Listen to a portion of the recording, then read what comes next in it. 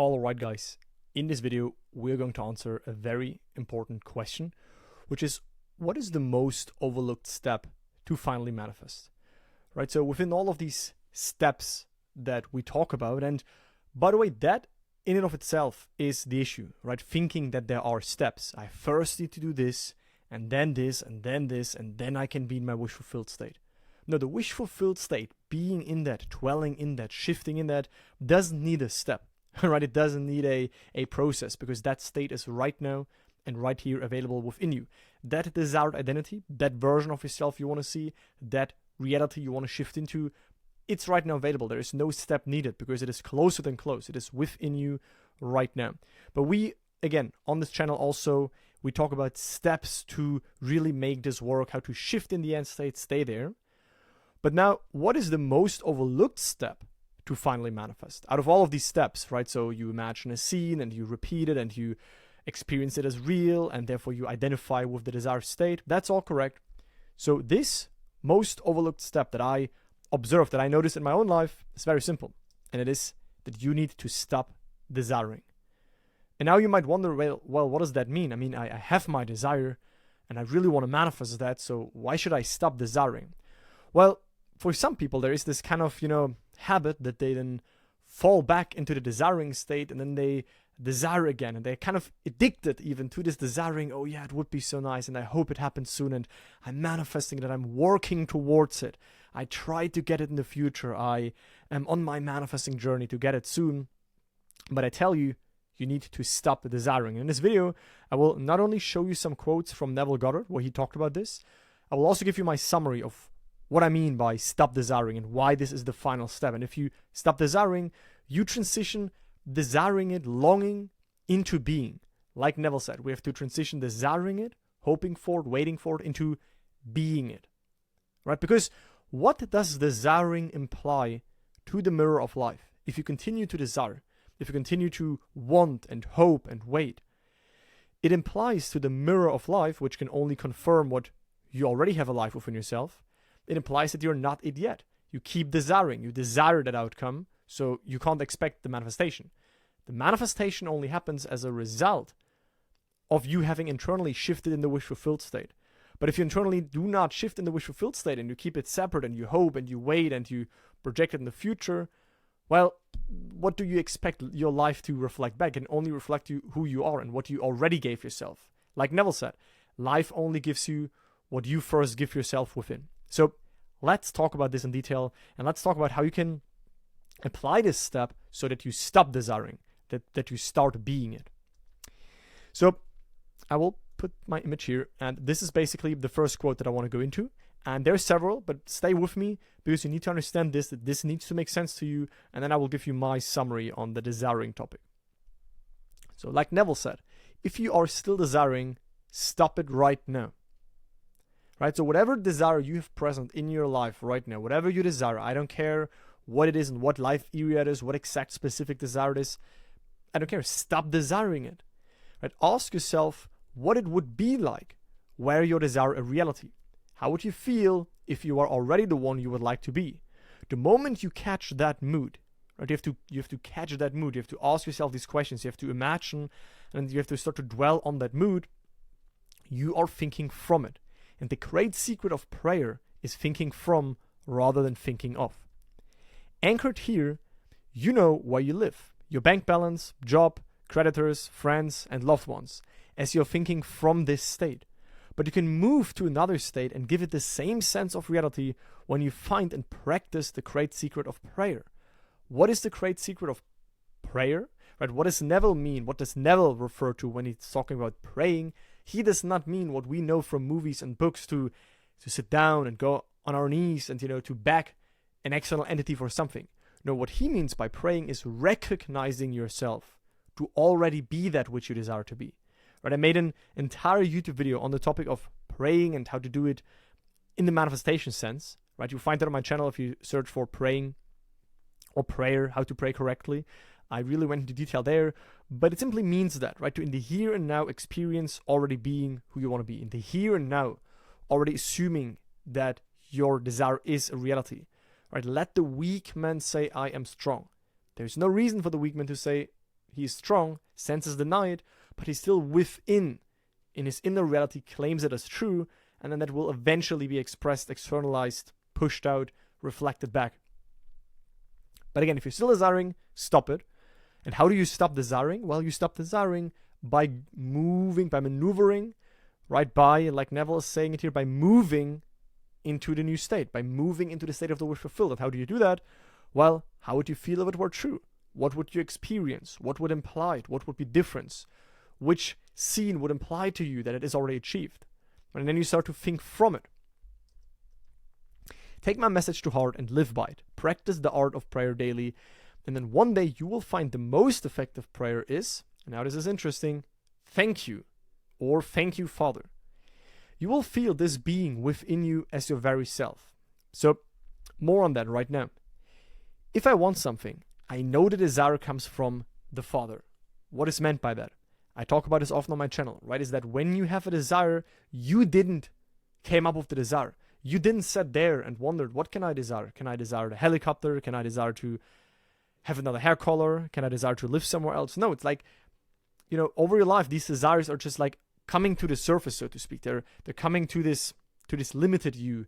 And that's your true self speaking to you with the medium of desires, because it points you in the right direction. Your desires are your guide for life. They show you basically your next level. They show you what's available for you. They show you what's already existing, what's already in existence, right? So they come from a deeper part of your consciousness, the Father, your awareness, right? And everything comes from that deeper level. Having given me the urge, right? Having given you this desire, I thank him for fulfilling it. So what does that mean? Well, desiring a state means having a state. You can never desire something that is not also possible. You can never desire to experience a state when it is not possible for you to also dwell in the wish fulfilled of that state. So whatever desire you right now have, the partner, the relationship, the finances, the business success, the health, the friendships, you can only desire that because that state does exist. It's like you desire a red car. Well, how do you know a red car exists? Because it exists. That's why you can desire it, right? So whatever you can desire is in existence, and it is, in a sense, not only in existence, but it is very relevant for you. That's why you specifically desire it, right? That is your gift. That desire wants to be expressed through you.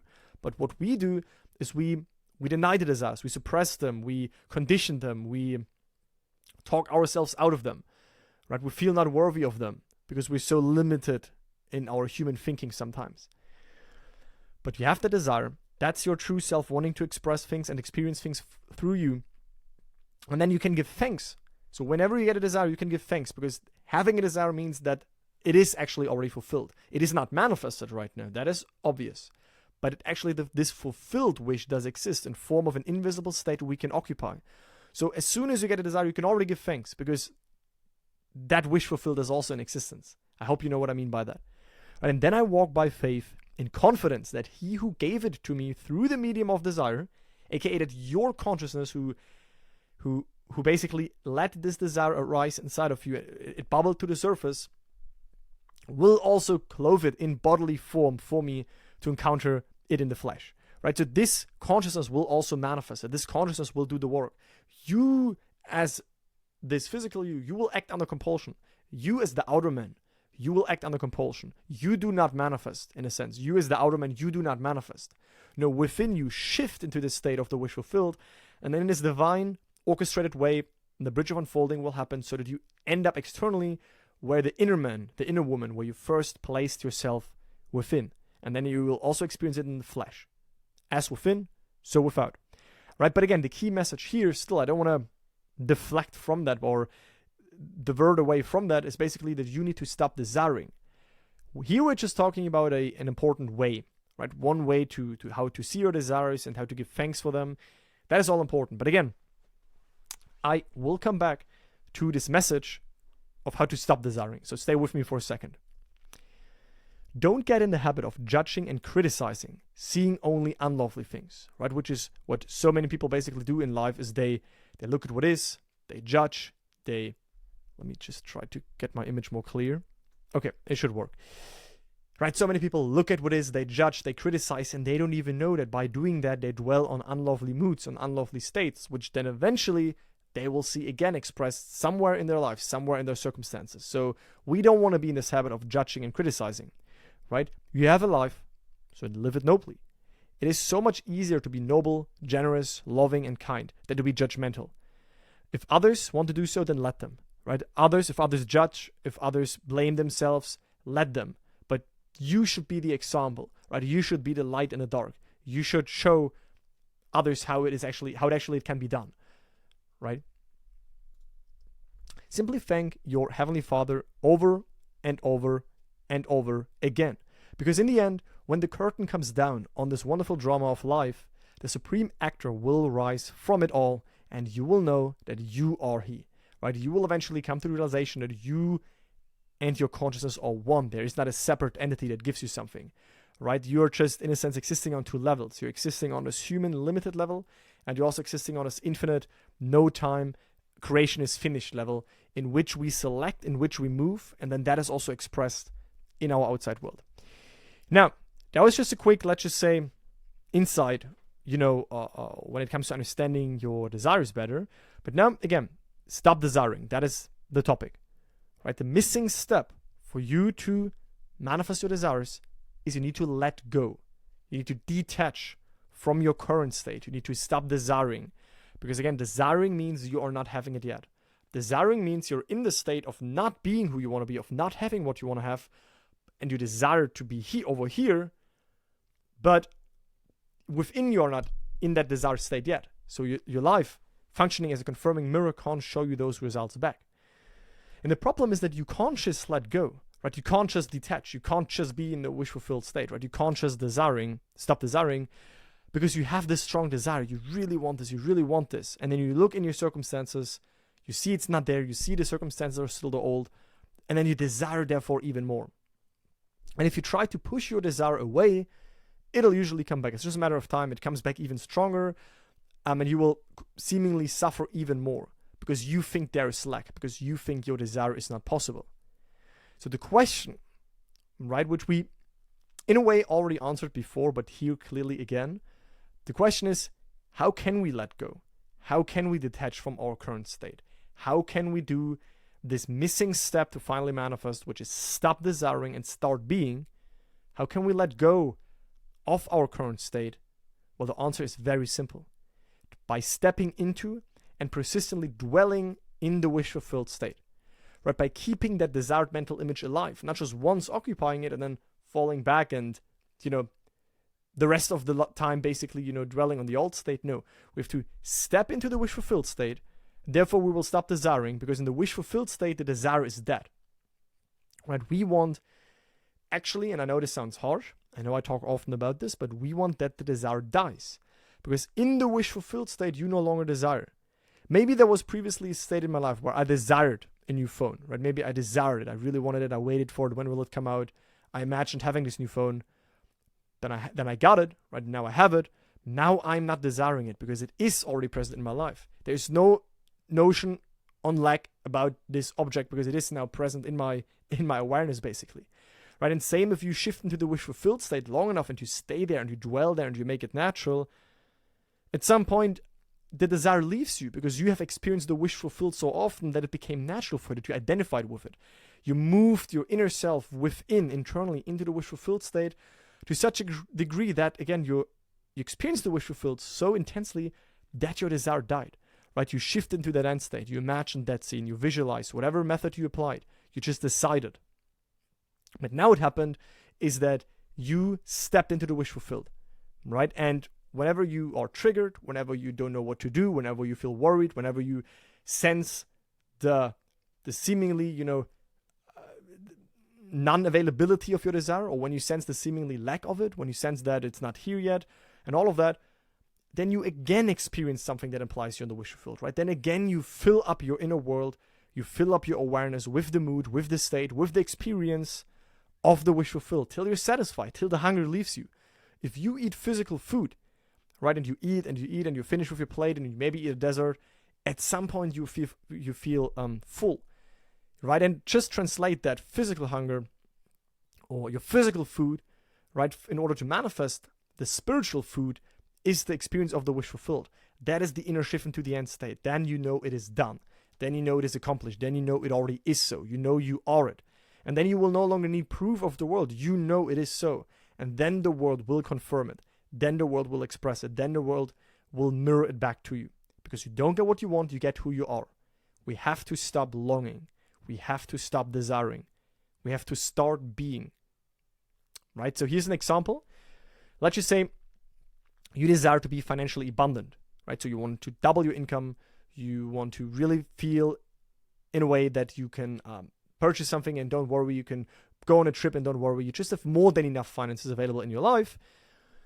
And this desire to be financially abundant, this will stop once you are it. Right? You will stop desiring for financial abundance once you know yourself to be financially abundant, but you don't need the manifestation in order to know that. The manifestation does not equal the wish fulfilled. It's not that when you see it on the outside, only then can you believe it. It's not seeing it is believing it. No, believing it is seeing it. You first believe it within. You first believe it, and then you see it. It's not that you need to first see it, and then you can believe it. Right? So the desire for you to be financially abundant will stop once you are financially abundant. And you're financially abundant not when it is happening in the circumstances. No, it happening in the circumstances will be a reflection of you already within being financially abundant. Right? Because the world is a mirror, forever reflecting who you are within. Right? So the manifestation is the consequence, the confirmation of you within having shifted the end state, of you having let go of the old state, of you now having dwelled in the new state. Right? You having detached from desiring, and you have attached yourself to the new state and shifted in it. You have transcended longing it into being it. Right? If you want to learn more about this, some time ago I also made a detailed video on letting go, right? And why you should focus not on trying to let go. How can I let go? What can I do to let go? No, you should not try to let go. You should focus on shifting to the end state. Letting go, detaching, right? Stop desiring. It's not something you just decide, like I said here. Right? It's not just that you just decide to let go. You should not focus on how can I let go? I have this strong desire. Okay, I just snip and now I let go of the desire. No, the desire will stay there as long as you fulfill it. And you fulfill it in yourself. You give yourself within that wish-fulfilled state. You give yourself within that fulfillment. You give yourself within in the here now, that identity, that state, that assumption, right? That shift into the end state. Therefore, you will automatically let go. Therefore, your life will manifest. So it all starts with getting clarity on what you want and then shifting in that end state. If you need help with that, feel free to check out my free masterclass and also my program. If you want to work with me, be in my community, get access to my resources, get access to my step-by-step program, weekly calls, coaching, personal attention to your situation, then you can check out my program. That's also in the video description if you want to apply those principles. But again, if you right now want to learn more about letting go, I recommend you check out this video. I will link it somewhere. You'll find it on my channel. And I look forward to hear your feedback as well on this video. And that's it, guys. Right? So, summed up, stop desiring. But in order for you to stop desiring, your main goal should not be, oh my God, what should I do now? Oh my God, the desire is back. No, and what can I do? What can I do? No. Shift into the wish-fulfilled state. What would imply you are? Close your eyes, experience something in the here now that implies to you that you are who you want, that you are now who you previously just desired. And once you experience that and dwell there and remain there and nurture it, it will grow natural. It will grow stable. You will identify with it deeply. And then what you are within is what eventually you will be on the outside. Because my saying goes like this: where you're dwelling within is where eventually you will also dwell on the outside. So thanks for watching, guys. I speak to you in the next one. Bye, guys.